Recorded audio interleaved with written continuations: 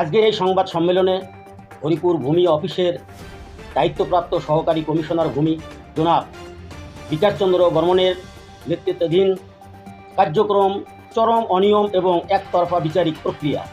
ঘটনাটি হলো গত শনিবার 27শে নভেম্বর 2025 ইংরেজি তারিখ এসিল্যান্ড জনাব বিকাশচন্দ্র বর্মন আমার একটি খারিজ বাতিলের নোটিশ জারি করে। কিন্তু সবচেয়ে দুঃখের বিষয় বা আশ্চর্য বিষয় হলো সেই নোটিশে পরের দিন অর্থাৎ 28শে নভেম্বর সকাল 11 ঘটিকায় শুনানি শেষে খারিজ বাতিলের ঘোষণা দেওয়া হয়। আমি মৌখিকভাবে এবং লিখিতভাবে যথেষ্ট সময় চেয়ে আবেদন করা সত্ত্বেও আমার আবেদন সম্পূর্ণভাবে অগ্রাহ্য করা হয়। মাত্র একদিনের নোটিশেই একটি গুরুত্বপূর্ণ খারিজ বাতিল করা এবং এই সিদ্ধান্ত নজিরবিহীন এবং সম্পূর্ণ মন করা।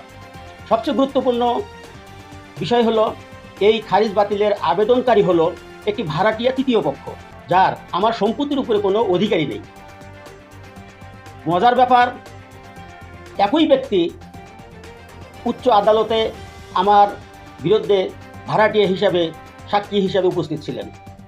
আদালতে সাক্ষ্য প্রমাণ সুবিধা করতে না পারায় মামলায় হেরে যাওয়ার আশঙ্কায় তারা এখন প্রশাসন এবং বিএনপির কিছু নেতৃবৃন্দর সঙ্গে যোগাযোগ রেখে তারা ষড়যন্ত্র শুরু করেছে।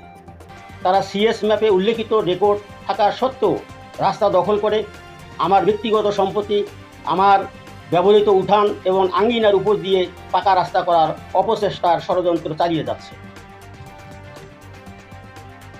আমি একজন সচেতন নাগরিক হিসাবে আমি এই হরিপুর ভূমি অফিসকে কোনোভাবেই মন গড়া খারিজ গ্রহণ এবং মন গড়া খারিজ বাতিলের বাণিজ্য কেন্দ্র হিসাবে ব্যবহার হতে দিতে পারি না। আমার কাছে এই অভিযোগের সপক্ষে যথেষ্ট প্রমাণাদি নথিপত্র রয়েছে। আমার স্পষ্ট দাবি, অবিলম্বে এই একতরফা খারিজ বাতিলের আদেশ স্থগিত করা হোক এবং আমাকে আত্মসমর্পণের সুযোগ দেওয়া হোক। হরিপুর ভূমি অফিসের কার্যক্রমে জড়িত অনিয়ম নিরপেক্ষ এবং উচ্চ পর্যায়ের তদন্তের মাধ্যমে এই অফিসকে দুর্নীতিমুক্ত করা হোক। আমি আশা করি প্রশাসন ও সংশ্লিষ্ট কর্তৃপক্ষ আমার এই ন্যায় দাবি প্রতি মনোযোগ দেবেন এবং আমি ন্যায় বিচার পাব।